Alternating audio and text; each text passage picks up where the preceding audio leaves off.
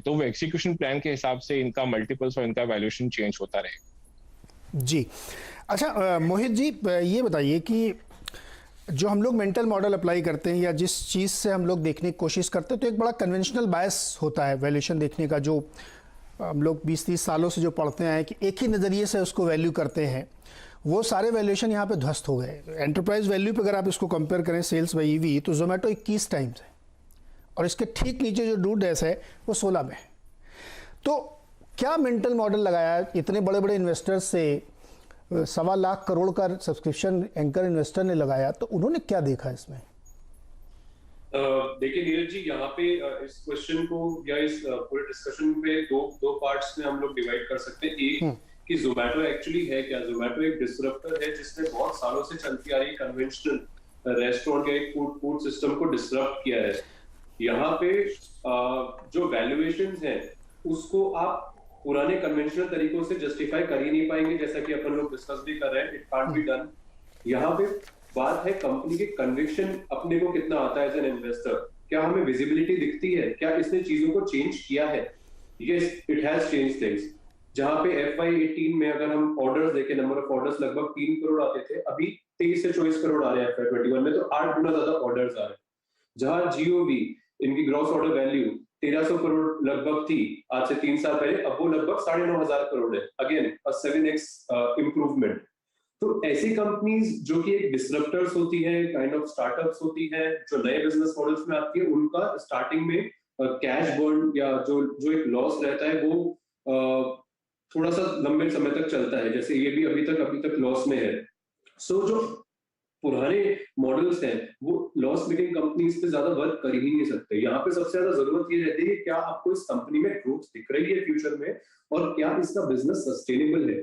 Current market scenario में जिस तरह से डायनामिक एक चेंजेस आए हैं ड्यू टू एक हमारी मिलेनियल पॉपुलेशन इतनी ज्यादा, हमारी यूथ पॉपुलेशन है, फिर एक कोविड की वजह से काफी ज्यादा इम्पैक्ट आया है, प्लस विमेन का लेबर जो पार्टिसिपेशन बढ़ा है एम्प्लॉयमेंट में, वो है। ये सब इसके लिए एक favourable business model for future present करते हैं, एक अपॉर्चुनिटी जहां पे हम ये एक महसूस भी करते हैं और एक्सपेक्ट भी करते हैं कि ये ट्रेंड जो है यहाँ से एक राइजिंग ट्रेजेक्टरी पे है। इसलिए इसके बिजनेस मॉडल पे और इसकी जो एक यूनिकनेस है इन फूड डिलीवरी मैकेनिज्म, वहां पे हमारा कन्विक्शन डेवलप होता है।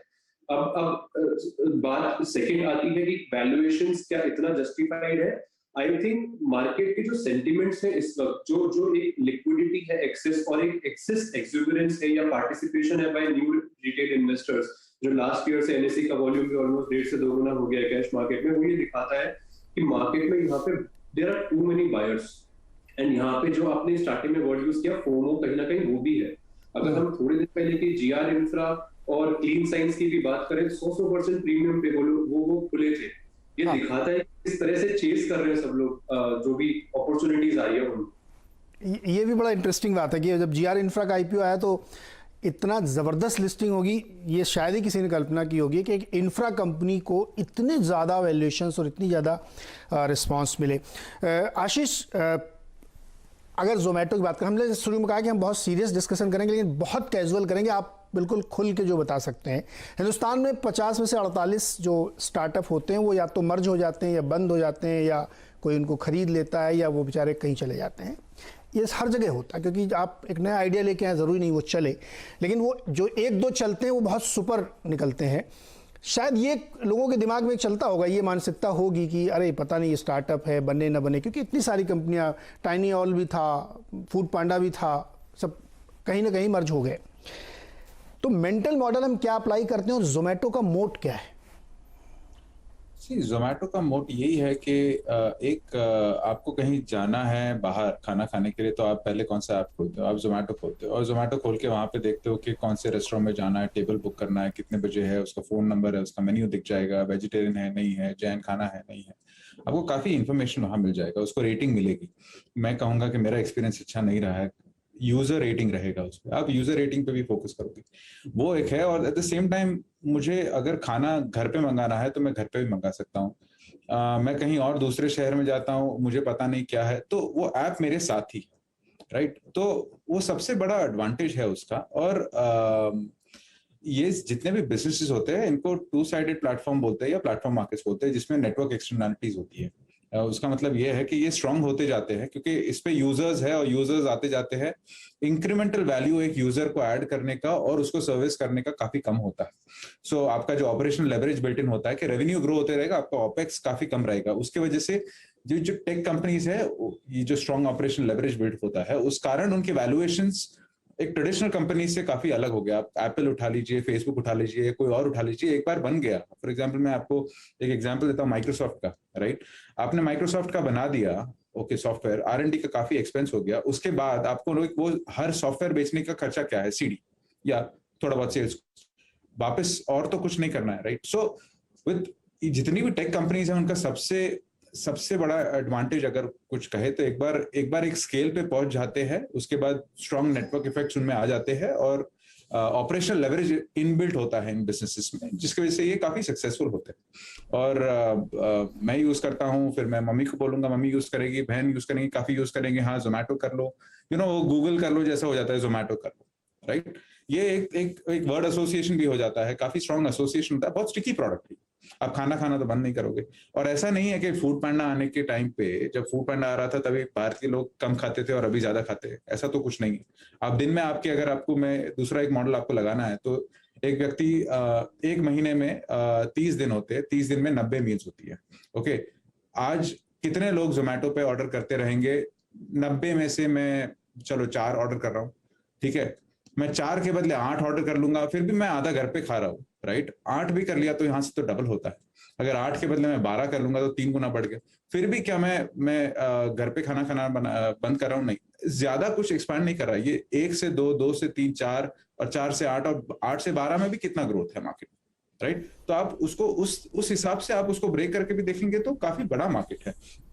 और क्यों नहीं, आई थिंक किसी ने तो बोला था कि पॉपुलेशन जो डेमोग्राफिक्स है आप उसको देखिए। आज कितने सारे लोग हैं, यंग लोग हैं, वो वर्कफोर्स ज्वाइन कर रहे हैं, वो एक शहर बदल के दूसरे शहर में जा रहे हैं, वहां पे उनको वक्त नहीं मिल रहा है खाना बनाने का, खाना ऑर्डर कर लेते हैं। सो काफी चीजें हैं, राइट। ये बहुत इंटरेस्टिंग बात आपने की। इवन जब मैंने गौरव गुप्ता जी से बात की, जो इनके COO हैं, तो उन्होंने बताया कि अभी मंथ में बहुत कम इसका स्कोप है। 4-5 मील आप बाहर से लेते हैं या जोमेटो से मंगाते हैं, ज़्यादातर आप घर में खाते हैं। और तो इससे मतलब स्कोप बहुत बड़ा, CLSA कहता है $12 बिलियन का मार्केट है केवल फूड डिलीवरी का, जो अभी बिल्कुल शुरुआत के दौर पे ही है। तो मार्केट बहुत अनटैप्ड पड़ा हुआ है। गुरमीत, क्या इस तरीके के बिजनेसेस को हम लोग समझने में क्या ये भी गलती करते हैं कि जो अभी एक हल्का सा इशारा किया आशीष ने कि जो हमारी यंग पॉपुलेशन है वो बहुत बड़ी है, वर्किंग है, वो बड़े शहरों में आप जाते हैं तो आप अकेले रहते हैं या बहुत न्यूक्लियर फैमिली में हैं, तो आप इसको अपने लिए एक बहुत कंफर्ट में कहता हूं कि मान के चलते हैं कि आपको कुछ दूसरा ज़्यादा क्रिएटिव काम करने का समय मिलता है अगर आपकी ये एक बड़ी चीज़ सॉल्व हो जाती है। तो अनटैप्ड मार्केट को अभी बहुत टच करना बाकी है। बिल्कुल सही, मैं सहमत हूँ नीरज भाई। अगर आप एक चीज देखेंगे, जो आंकड़े भी बताते हैं कि जो इंडिया का पूरा फूड कंजम्पशन मार्केट है वो $650 बिलियन है, बहुत बड़ा मार्केट है, जिसमें से हमारा जो रेस्टोरेंट फूड है वो केवल 10% है। अगर आप चाइना US देखेंगे, मैं कंपेयर नहीं कर रहा हूँ, वहाँ का पर कैपिटा इनकम और लाइफस्टाइल हमसे डिफरेंट है, बट क्योंकि हम नेसेंट स्टेज में हमारा 10% है, वहाँ पे 50% खाना लगभग बाहर से आता है।